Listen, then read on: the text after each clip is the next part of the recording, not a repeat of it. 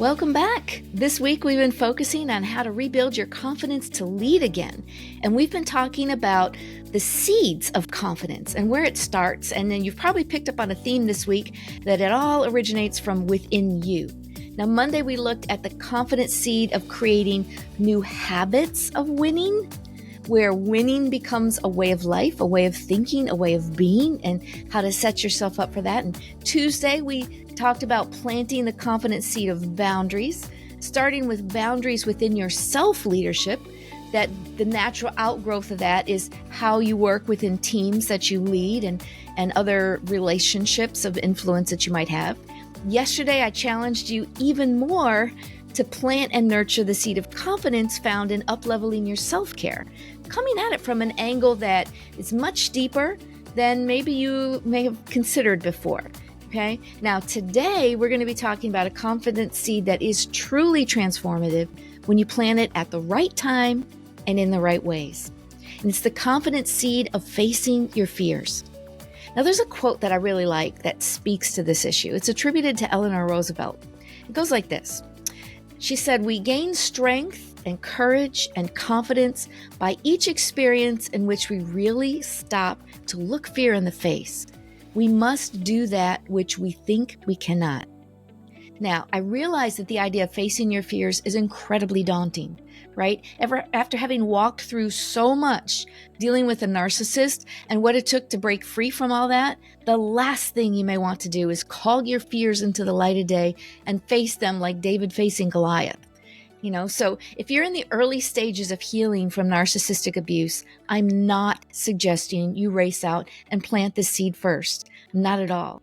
I don't care if it's been several years since you've done it. If you still have the symptoms that are showing up in your life that says that you're still struggling, you're still carrying some of this stuff around from narcissistic abuse, and I've yet to meet a woman who's been through that, who isn't free of all that stuff, because what we tend to do is just pull ourselves up by the bootstraps and just carry on, right? But there is a process. Okay, so this particular seed we're going to talk about today is not for the early stages, but you need to know about it. Okay, those other seeds, when they're planted and you nurture them, as they grow roots, it's going to equip you to plant this next seed. Okay, but I do want to point out something though. You already did find the courage to face your situation head on and rise up to get free from the abusiveness that's narcissism. So my beautiful friend, I already know that you're braver and stronger than you give yourself credit for. Now, there's an acronym for fear that a lot of times is accurate. And fear, F-E-A-R, right, stands for false evidence appearing real. And the problem is when we're weary, our fears are amplified. And that's why we need those other seeds that we've talked about earlier this week, so that we're ready to deal with this. But you're not the only one that's dealt with this. Now think of Elijah in scripture. After he called down fire from heaven and he confronted the priests of the false gods, he was exposing them for what they were in front of all of Israel. It was like a transformative moment for all of Israel. Then Jezebel comes along and threatens him. All he wants to do is run away, hide away, and curl in a ball. And that's exactly what he did. He was exhausted. And so he was intimidated. He used up all his strength. He used up all his courage. He did what he had to do. And then he was drained. And so then Jezebel comes along and he runs with his tail between his legs. Think about that. This was a prophet who just called down fire from heaven. But then this woman threatens him and he runs away. He goes out into the wilderness and he finds a cave and he curls up in a ball and he complains. He tells God how alone he feels and how awful he feels. And if you remember that story from the Old Testament, you recall that God didn't chastise him for having that perspective. He didn't say, "Get your tail back out there and you go after Jezebel." He didn't do that. He was so kind. He understood exactly where Elijah was at. So he met him at his point of need and he told him to rest. And then he woke him up, had food supplied for him, and he told him to rest some more. And after a couple of rounds of that, only then did God and Elijah talk about that false evidence that was appearing real to him. So again, that's why I brought the previous seeds of confidence to your attention so you can work on those first.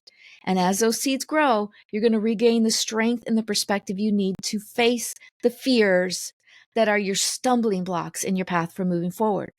And as you do, I bet you'll find, I know you'll find, that many of those giants of fear that have been mocking you, that have been holding you back, are actually straw men that you and God mow down together with one swing of your sword.